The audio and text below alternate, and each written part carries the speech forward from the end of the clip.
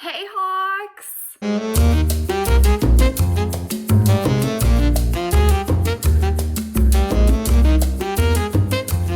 Welcome back to Art Class with Miss Clark. Today we're going to be doing one of my favorite activities. The reason why this is one of my favorite activities is because it simply makes you a better drawer. Today we're going to be talking about blind contour drawings. Contour drawing is drawing the outline of something. So if you were drawing a tree, you wouldn't be drawing the details of the tree or the value, the dark shadows, or the light highlights of the tree. You would simply be drawing the outline of the tree. A portrait is a type of artwork where you are drawing a face.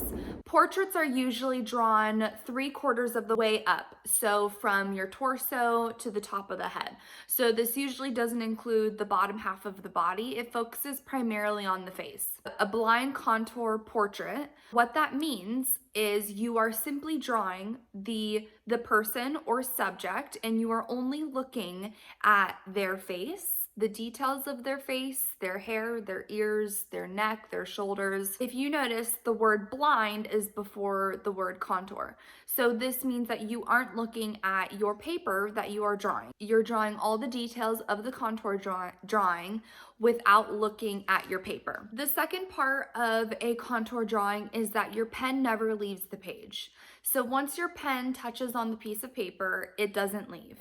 So you are drawing one continuous line over and over and over again, drawing all of the details and all of the shapes that you notice of your subject or of your portrait. One really famous artist that focuses on blind contour portraits is Alison Kunoff. She is an artist that is based out of LA, and she creates murals, but primarily her work is blind contour portraits. The reason why she loves blind contour drawings or blind contour portraits is because she loves to notice every single detail about someone. And I think this would be a great exercise in a time like this because we get really focused and honed in on maybe all of the things that are wrong and all of the things that could be better. But I think it's important to take the time and to notice every single detail and to notice the beauty of those details. She loves to draw blind contour portraits because she doesn't have the time to look down at her paper and to notice every single mistake that she's making. I think this is great in art because we tend to focus on the mistakes that we are making. But if we aren't looking at the paper, then we don't notice. And so in the end, it might come out more beautiful than you could ever expect. So the only thing that you're going to need for this project is a piece of paper and a pen. You are also going to need someone to draw. If you don't have anyone to draw, if no one is around you, that's fine. You can always look in the mirror and you can do a blind contour portrait drawing with looking at yourself. Maja? Yes? Can you come here? When you start with your blind contour drawing, you want to put it somewhere where you won't be tempted to look at it, because right when you look at it, then you get into your own head and you want to go back and you want to fix something, and then your pen gets off the paper. That defeats the whole purpose. If you have trouble not looking at the paper, you can put another paper on top of your hand if that helps you not to look at it. This exercise, a lot of artists throughout history have used this because it trains your eye to observational draw.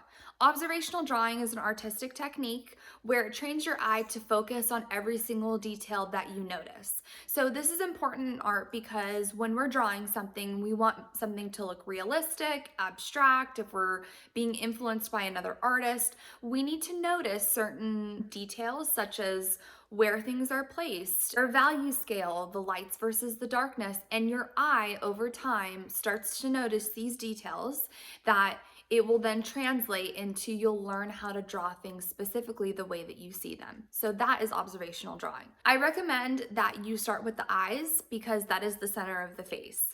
Ready? I'm ready.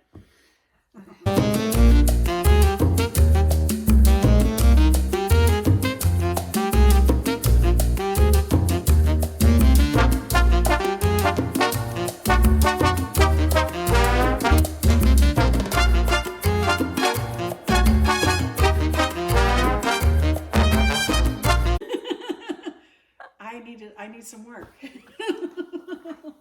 Nice. That's your mom. It's my quarantine look. when we're all in quarantine. Should I show them what I actually look like?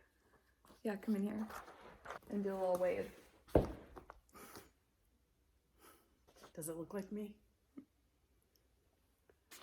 This is a really fun activity to not only make you laugh and to make you smile, but it actually trains your eye to observational draw. So it's actually a really great art technique to make you a better artist. And at the end of all of this, that's all that I want. So grab a partner and blind contour portrait draw.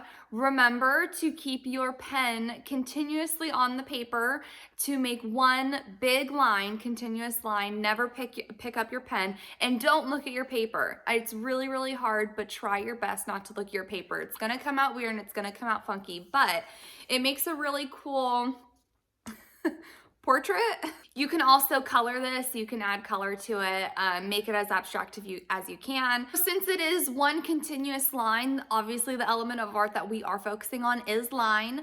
So there are lots of lines that are located in this. There are squiggly lines, there are diagonal lines, there are jagged lines, straight lines, curved lines. There are a lot of different lines that make up a work of art. And so the most basic element of art that is found in a lot of art is line. And so since you are using one big line, that is what we are focusing on today. We have talked about proportion in class.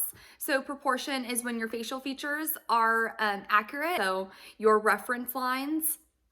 Obviously, these portraits are gonna come out more abstract. Your proportions are gonna be a bit non-proportional. So that's all from me. I hope you enjoyed making blind contour portraits. Tune in next time for Art Class with Miss Clark.